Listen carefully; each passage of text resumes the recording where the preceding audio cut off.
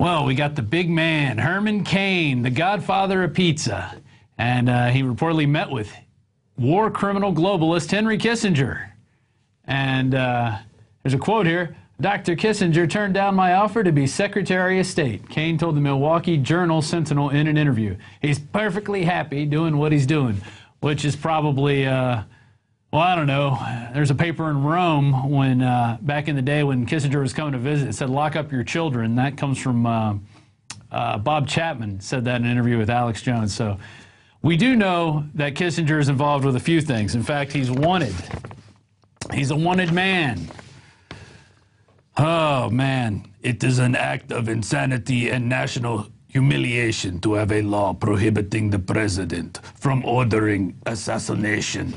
He's quoted as saying, geez, this guy is a total lunatic. He's masterminded the killing of over 600,000 people in Cambodia. He helped Suharto invade East Timor. And what else did he do? Oh, and then he helped engineer and protect the Pinochet coup and regime of torture and murder. So here you have Herman Cain, guy running for president, who's courting a mass murderer, a man who engineered the killing of many human beings. And it makes me sick. And that's probably why Cain's fallen down in the polls, because people are starting to smell a big rat cooking in that pizza oven. And nasty stuff. Let's move on to body scanner news. TSA backtracks on body scanner radiation study promise.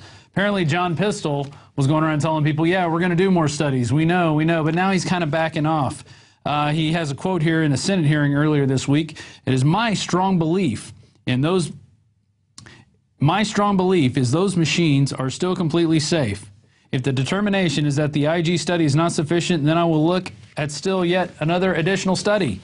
He also said to CNN, there are those who continue to express concerns, so I want to do everything that I can to reassure those people that those machines are safe as possible. Well, now it turns out, well, you know, maybe we're not going to do those studies that we were talking about. And why? Why doesn't he want to do those studies? Well, back earlier in the summer, cancer surges in body scanner operators. TSA launches cover-up. And you can see the little picture there of the sheep going through the body scanner, and there's the little TSA minion standing right next to it. And TG Daily is who we sourced in that article, and they have a couple quotes here. They got some quotes from the Freedom Information Request, and it was Epic who actually found this stuff out. The Electronic Privacy Information Center says the TSA staff have been concerned that a large number of workers have been falling victim to cancer, strokes, and heart attacks. But the documents show that TSA's response was simply to tell them, because TSA systems comply with federal regulations, the increased risk of developing radiation-induced cancer in later life is extremely small, no greater than other risks that people routinely accept in their daily lives.